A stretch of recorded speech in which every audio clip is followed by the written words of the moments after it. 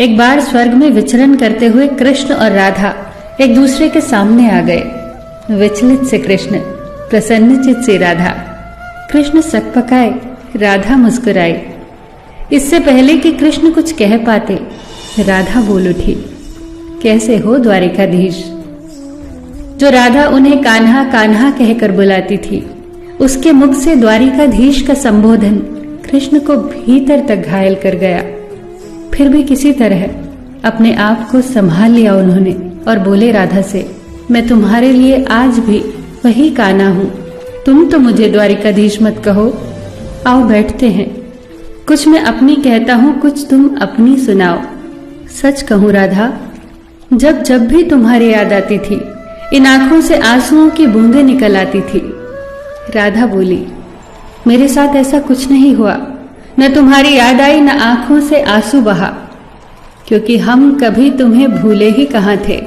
जो तुम याद आते, इन आंखों में तो सदा तुम ही थे। कहीं आंसुओं के साथ निकल न जाओ, इसलिए रोते भी नहीं थे। कान्हा, प्रेम से अलग होने पर तुमने क्या खोया, इसका एक आईना दिखाऊं तुम्हें।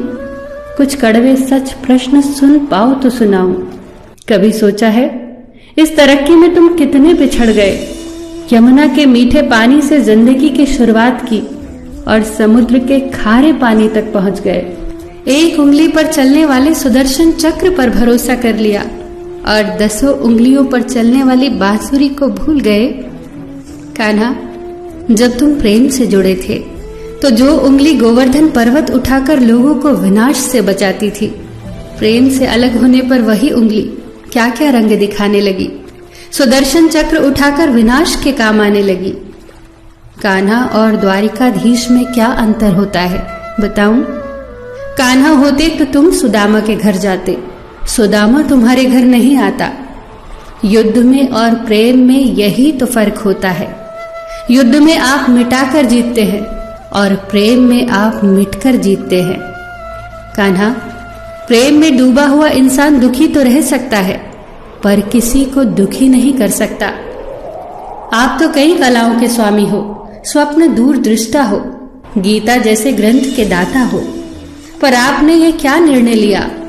आपने अपनी पूरी सेना कौरवों को सौंप दी और अपने आप को पांडवों के साथ कर लिया।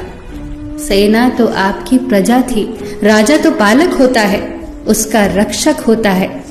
आप जैसे महाज्ञानी उस रथ को चला रहे थे जिस पर बैठा अर्जुन आपकी प्रजा को ही मार रहा था। अपनी प्रजा को मरते देख आप में करुणा नहीं जगी, क्योंकि आप प्रेम से शून्य हो चुके थे। आज भी धरती पर जाकर देखो, आपकी द्वारिकाधीश वाली छवि को ढूंढते रह जाओगे। हर जगह, हर मंदिर में मेरे ही साथ खड़े नजर आओगे। मैं जानती हूं कान्हा, लोग गीता के ज्ञान की बात करते हैं, उसके महत्व की बात करते हैं, पर धरती के लोग युद्ध वाले द्वारिकाधीश पर नहीं, प्रेम वाले कान्हा पर भरोसा करते हैं। गीता में मेरा दूर दूर तक नाम नहीं है, पर आज भी लोग उसके समापन पर राधे राधे कहते हैं। ये कहानी काल्पनिक जरूर है, पर इसके भीतर छिपी सीख बहुत महत्वपूर्ण है। श्री कृष्ण के पास कभी किसी प्रश्न का उत्तर ना हो, ऐसा तो हो ही नहीं सकता, परंतु राधा द्वारा लगाए गए प्रश्न चिन्हों पर कान्हा मौन रहे। यही तो है प्रेम में समर्पण का भाव। पराक्रम में हमें हर किसी को हराना होता है, तब भी हम जीतकर भी हार जाते हैं, परंतु प्रेम में एक ही कईयों का दिल जीत लेता है। सही कहा है कि छोटी सी उंगली पर पूरा गोवर्धन पर्वत उठाने वाले भगवान श्री कृष्ण छोटी सी बांसुरी को दोनों हाथों से पकड़ते थे। फिर मिलेंगे दोस्तों अगली कहानी के साथ।